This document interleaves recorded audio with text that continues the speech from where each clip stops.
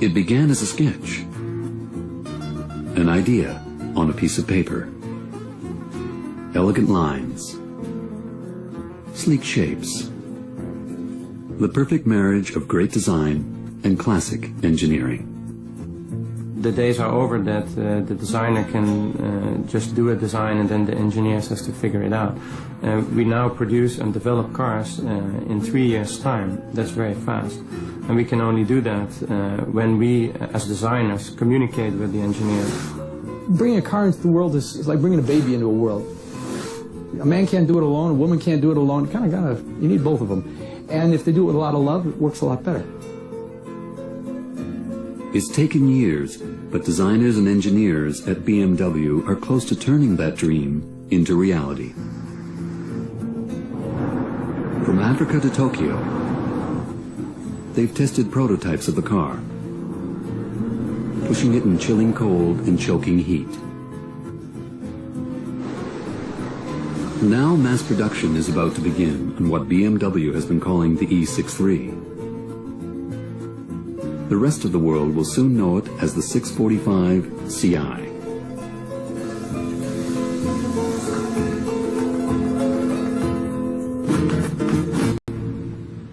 The BMW headquarters are in Munich. The new sports car will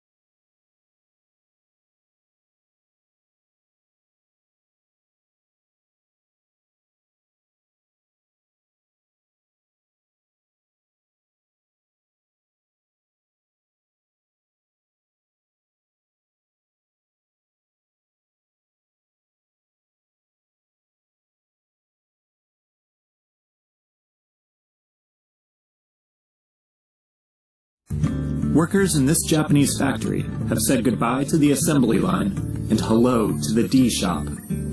Roland DG is manufacturing everything from industrial printers to milling machines to vinyl cutters, using a single worker to assemble a product with thousands of parts from start to finish. These one-person work stalls, however, have a lot of digital help. A range of high-tech gadgets from 3D graphic monitors to digital screwdrivers help workers make every one of the company's 50 products. 約2日間にわたって組み立てに必要な基本的なスキルを身につける研修を専用に設けられたトレーニングルームで受けてもらいます。研修後は比較的短時間で組み立てすることができる小型のプリンターや小アッセンブリ、つまりユニットの組み立てから始めてもらいます。組み立てするにあたって、ネジ類の消耗品に関しては部品供給ラックから、取り出します。取り出すとパソコンの画面には、電気ドライバーでビス止めするように The computer keeps track of every step, ensuring correct components are used and the correct number of turns are applied to a screw. Workers' speed and efficiency are monitored, and bonuses are awarded based on productivity. そのパソコンで、記録された工程の履歴をもとに早い人の作業っていうところはどういった工夫がされているのか、肝骨があるのかっていうところを、現場を管理しているスタッフが中心になって、その膨大な生産ログを使って、しっかり分析して、分析した結果を教育であったり、実際パソコンの画面で表示される、作業指示、作業コンテンツの方に落とし込んで全員の底上げをして、ばらつきを抑制したりという活動を行っております。While cell manufacturing, as it's called, isn't new, Roland DG says the use of digital gadgets speeds up production time, lowers defects, and helps it keep workers motivated in a market crowded with competitors. At the end of the day, the computer displays the time it took to complete the job and even gives workers a pat on the back. お疲れ様でしたと。Which means, you must be tired, and we thank you.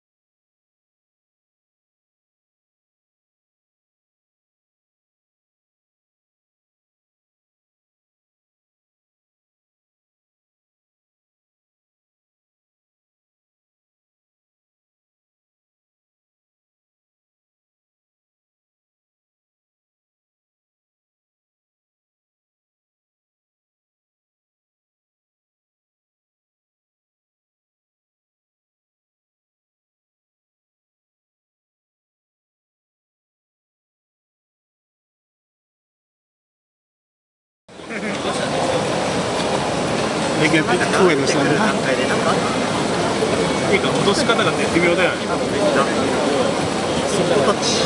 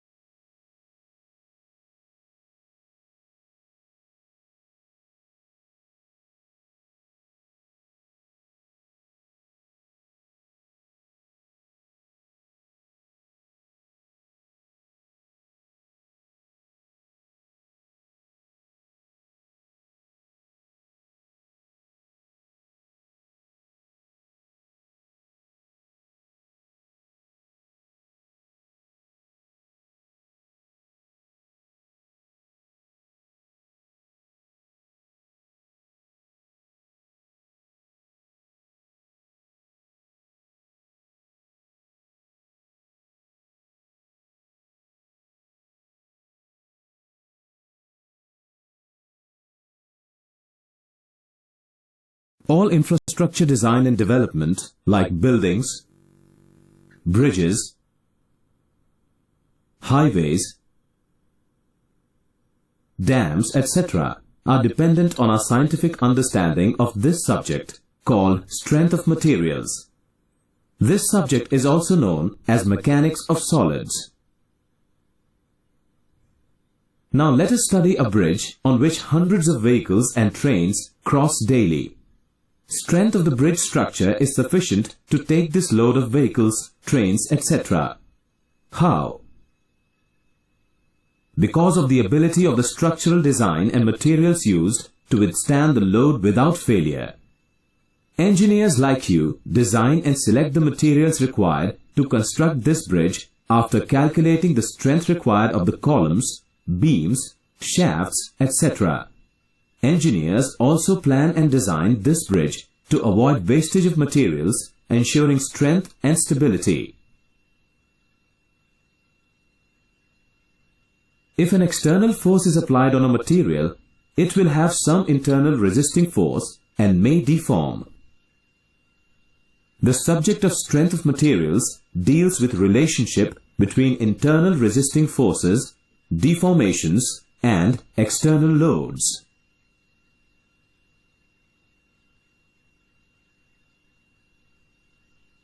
Structural elements of the bridge which are getting loaded develop internal forces. These internal forces are known as stresses. Simplest form of stress is either tensile or compressive in nature. Tensile stress. It is the stress caused by an applied force to elongate the material along the axis of the applied force. In other words, it is caused by pulling the material. Let us consider one of the structural elements of the bridge. As the car passes over the bridge, horizontal component of the force due to the motion of the vehicle pulls the structure. We call it as tensile force. Due to this, tensile stress is developed in the structure.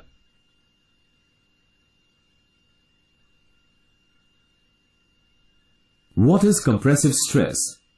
It is the stress caused by an applied load that acts to reduce the length of the material along the axis of applied load. In other words, it is squeezing the material. Weight of the moving train on the bridge compresses the element, and the stress developed is called compressive stress.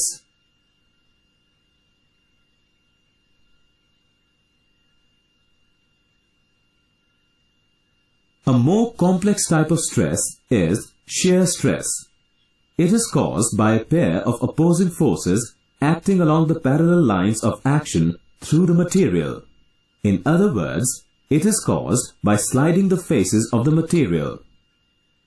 Now look at the structure element riveted at the joint. We find that the load is acting on opposite directions and trying to shear off the rivet. The stress acting on rivet is called as shear stress.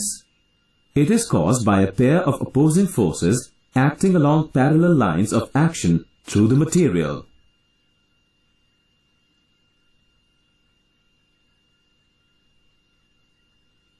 How do we measure stress?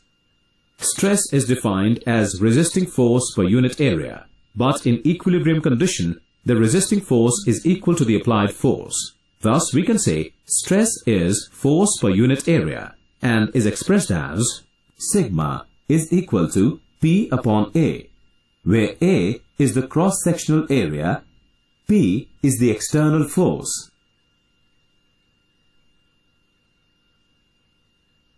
Another important concept is strain. Strain is the deformation in the material developed due to stress.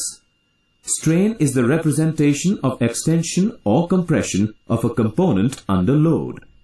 Strain is dependent on the geometry and the material properties of the component and is defined as the change in length divided by the original length.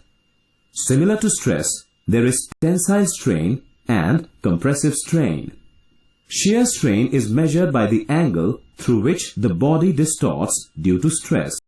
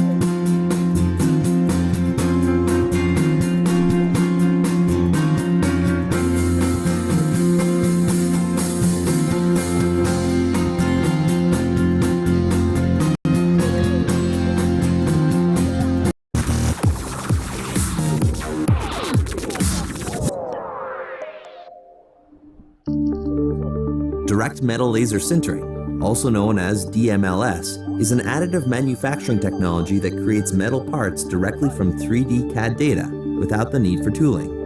DMLS utilizes a variety of metal and alloy materials, such as stainless steel, cobalt chrome, and Inconel, to create strong, durable parts and prototypes.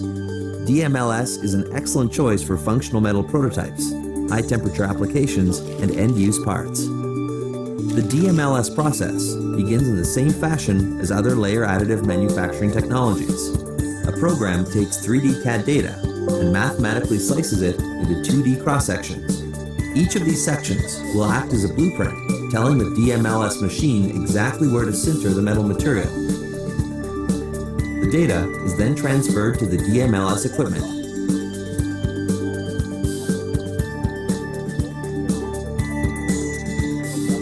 A recoater assembly pushes powdered metal material from the powder supply to create a uniform layer over the base plate. A laser then draws a 2D cross-section on the surface of the build material, heating and fusing the material. Once a single layer is complete, the base plate is lowered just enough to make room for the next layer. More material is raised from the cartridge and recoated evenly upon the previously sintered layer. The DMLS machine continues to sinter layer upon layer, building from the bottom up. As the part is built, support structures are added to give supplemental strength to fine features and overhanging surfaces. The completed part is then removed from the base plate and treated with an age-hardening heat process to further harden the part. Any support structures are also removed at this time. With numerous surface treatment and hand polishing options available through service providers such as Solid Concepts, DMLS parts can be used in highly cosmetic applications. Typical uses for DMLS include tools and manufacturing aids, small integrated structures, dental components, surgical implants, and aerospace parts.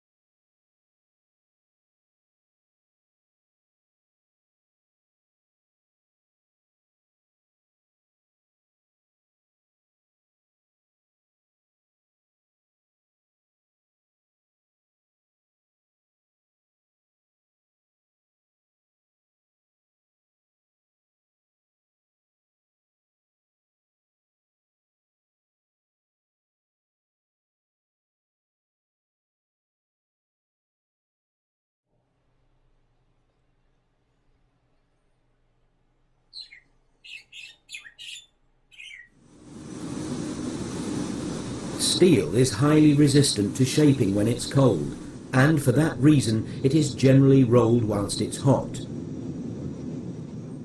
To make sure the steel is at the correct temperature for rolling, it is fed into a furnace. Here it travels through several temperature control zones until it's at the correct temperature and ready for rolling. Whatever the product, the principles of hot rolling are the same. Steel is squeezed between rolls until the final thickness and shape are achieved. To do this, the rolls must exert forces of tens of millions of newtons, equivalent to a weight of thousands of tons. The rolls, therefore, run in massive bearings, mounted in housings of enormous strength and driven by powerful electric motors. These are known as mill stands.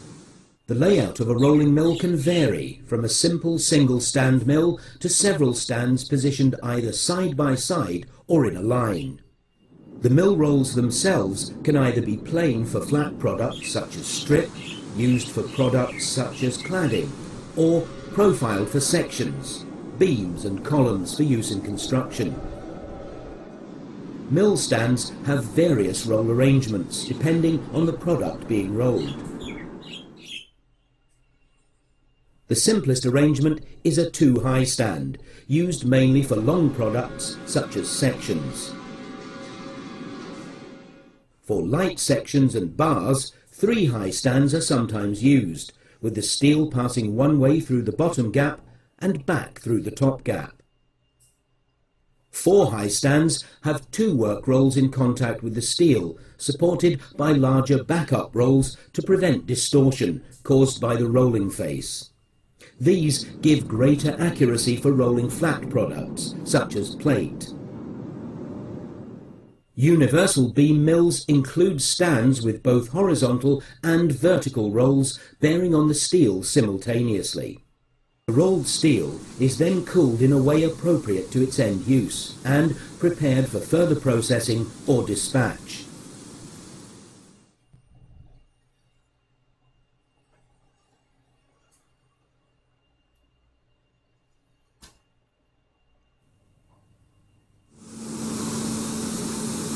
One of the further processes is cold rolling of strip.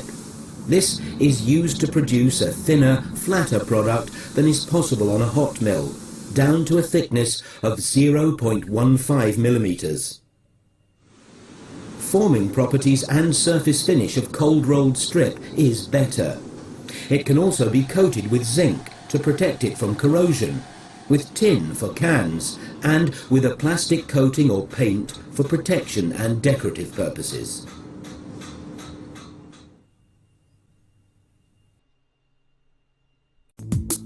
SHAPE has been innovating in the field of roll forming for over 40 years.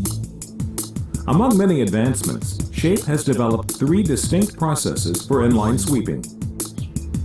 First in one direction, then in 2, and now in 3 directions. With this technology, multiple parts can be manufactured with only one set of tooling. Traditional techniques would require a separate tooling for each part.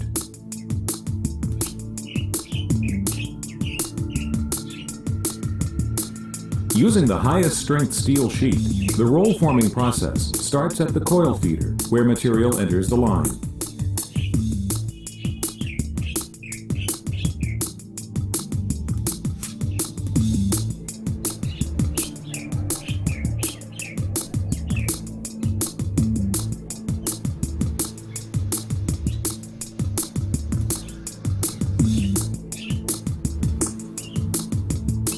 Some applications require a pre-piercing operation prior to being roll formed.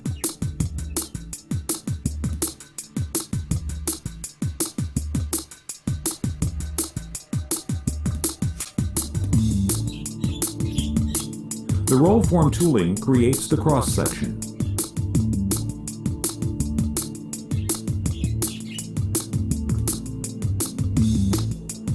A variety of inline joining processes can be used to permanently fuse the edges.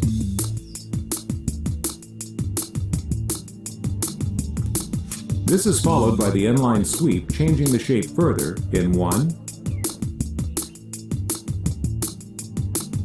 2,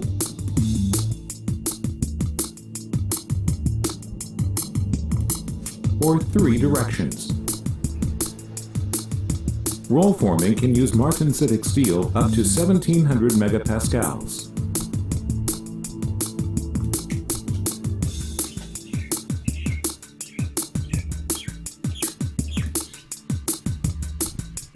Multidimensional sweeping has many automotive applications. These include strengthening body structures without increasing mass, reduction in tooling costs, the ability to pass new strict regulations, and even improve styling and available cabin space. Martensitic steel used in roll forming is 50% stronger. Other forming processes are limited to 980 megapascals. Closed tubes have greater strength than open sections. Roll-formed parts do not require multiple pieces or joining processes. With roll forming, all processes happen in line, reducing the need for manufacturing operations. One set of tooling can yield infinite variants, including both left and right-hand parts. The SHAPE sweep unit can even create multiple parts with the same cross-section, but different profiles. Multidimensional sweeping allows you to put the strength where you really need it and pass new, strict IIHS crash regulations.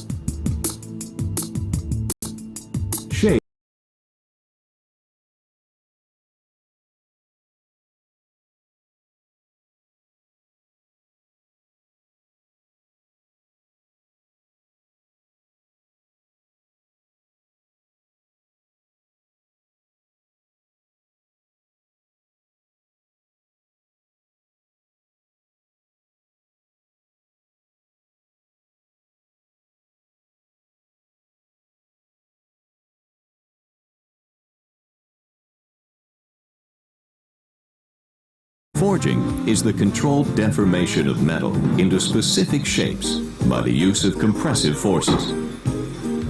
These forces are applied through tools and dies, driven mainly by hammers, which deform the workpiece by high-velocity impact, or presses, which deform the workpiece through controlled high pressures.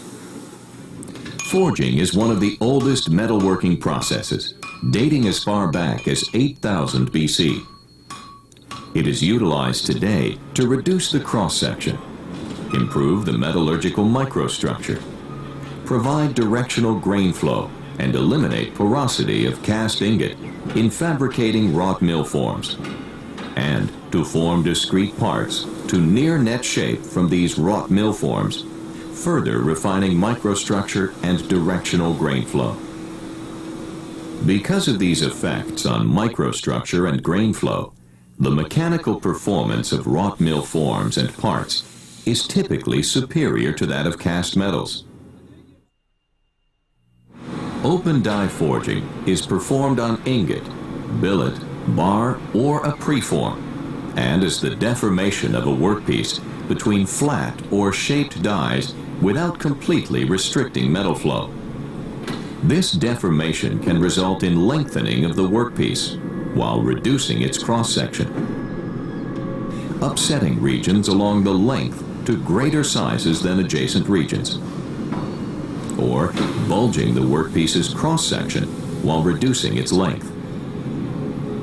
Lengthening and upsetting are typically done using multiple impacts, as the workpiece is incrementally advanced lengthwise and rotated about its longitudinal axis. There is essentially no limit to the size of forgings that can be made using open die forging. They can range from a few centimeters to 30 meters in length and weigh from a few to up to several 100,000 kilograms. Although fairly complex shapes can be made using open die forging, most are rather simple solids or hollows requiring considerable machining to achieve final shape. Forgings are produced using simple flat, V-shaped, or semi-round dies. Various accessory tools are also used, including saddles, blocks, rings, mandrels, and punches. To withstand forging temperatures, abrasion, and impact, dies and accessory tools are usually made of hot work tool steels or medium carbon alloy steels. Impression die forging, also called closed die forging, is the deformation of metal at forging temperature within one or more die impressions or cavities. It is performed both in presses and hammers. Workpieces may be round or rectangular in cross-section or flat discs, and the dies are sometimes integrally heated to minimize chilling and cooling of the workpiece. For simple shapes, impression die forging can be performed in a single press stroke. More often, however, several strokes of different force are used with dies having several impressions for sequential preforming and finish forging operations. Preforming operations may include edging to increase the workpiece cross-section, blocking to refine the shape for finish forging, and finish forging to complete the shape. In finish forging, the bulk of the metal is forced into the impression, while a thin layer, called flash, flows out between the dies at the parting plane, surrounding the forging. Flash comprises a flat region called the land, and sometimes a bulbous region at the end of the land created by a gutter in the upper die. The thin flash cools rapidly, increasing pressure within the impression, which assists metal flow in the impression details. Once finish forging is complete, the flash is removed either manually or with trimming dies.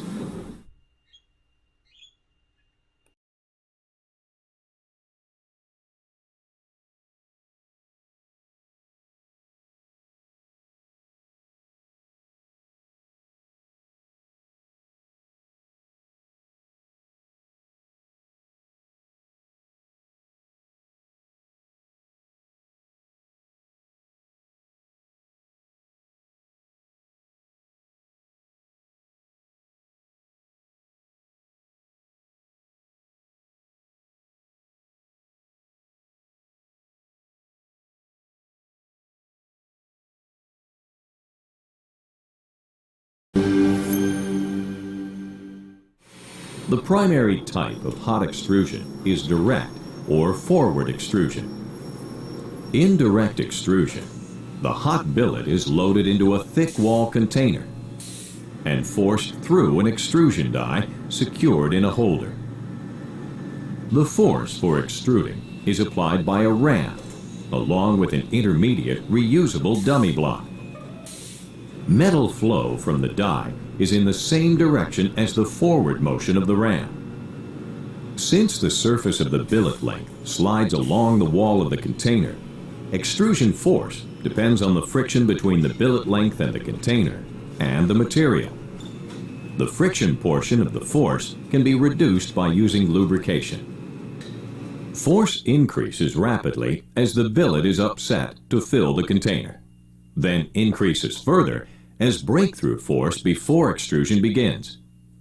Upon breakthrough, the force declines as billet length decreases until a minimum force is reached.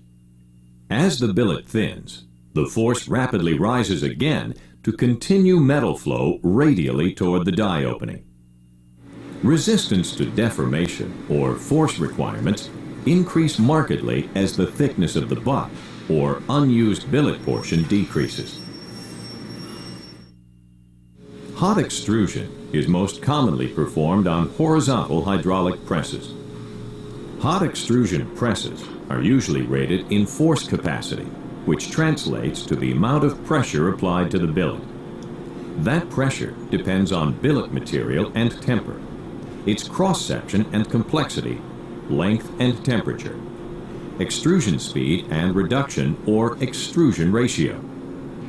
The extrusion ratio equals the cross-sectional area of the container liner divided by the cross-sectional area of the die openings.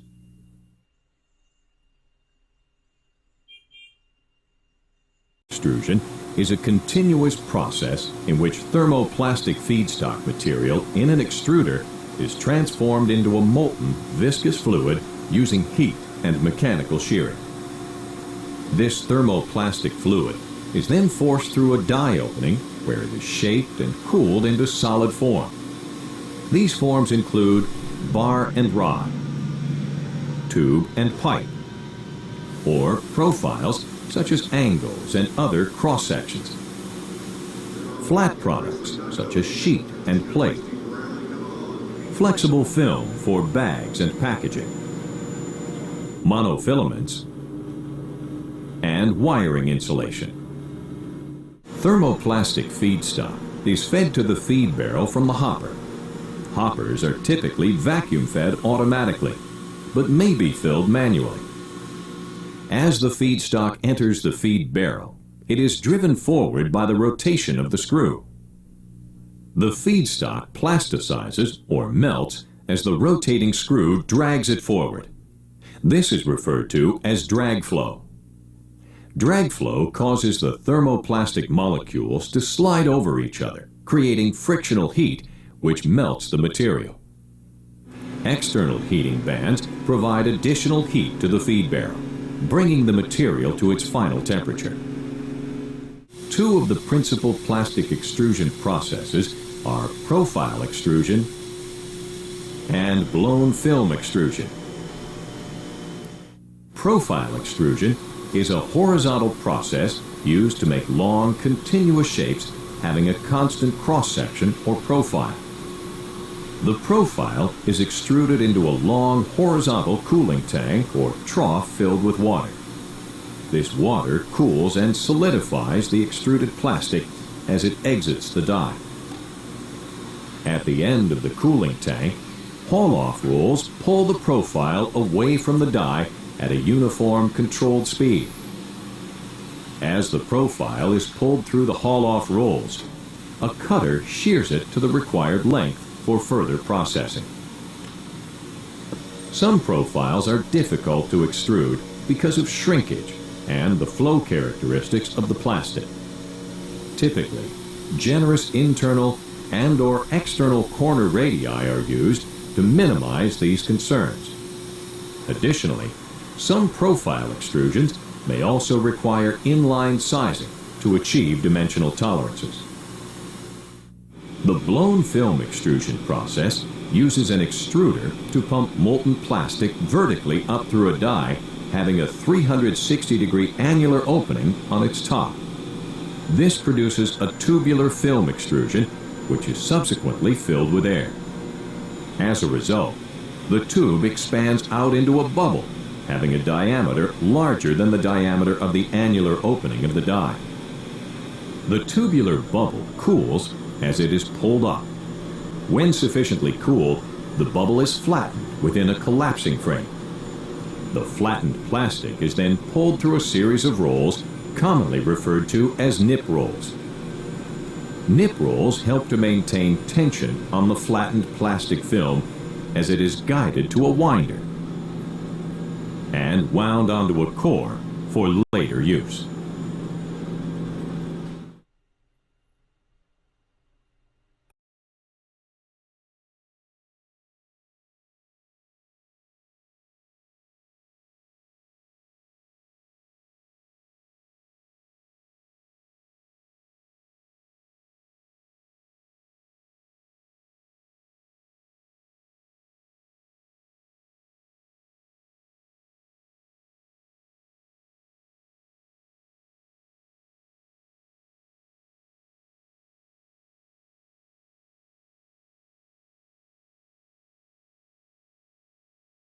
Series, we wanted to give you a little insight into what we do here at Short Run Pro. We're going to show you some clips of the work we do at our facility in Sydney, Ohio. Today's topic, bending. Bending is a manufacturing process that produces a V-shape, U-shape, or channel shape along a straight axis in sheet metal. Short Run Pro uses manual, semi-manual, and even fully automated press brakes. The press brake works by applying many tons of force to the workpiece. The part is positioned between the punch and the die. The punch is a piece of tool steel terminating in an edge that is pressed into the workpiece. The workpiece is therefore deformed into the die. There are many different shapes of dies, the simplest of which is a 90-degree V-shape. The die is a tool steel and serves to guide the part's deformation. For more information about bending or to learn about our company, please contact our website at www.shortrunpro.com. Thank you so much for your time and have a great day.